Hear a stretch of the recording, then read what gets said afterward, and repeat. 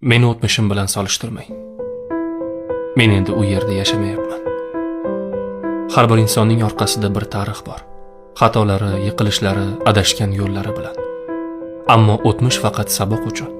Uni hadeb yuzga solish odamni ortga tortishdan boshqa narsa emas. Inson o'zini o'zgartirishi mumkin. Alloh kechirgan bo'lsa, odamlar ham kechira bilishi kerak. Shuning uchun o'zing oldin kim eding deya bugungi tanbehimni, bugungi to'g'ri gapimni inkor qilish adolatdan emas.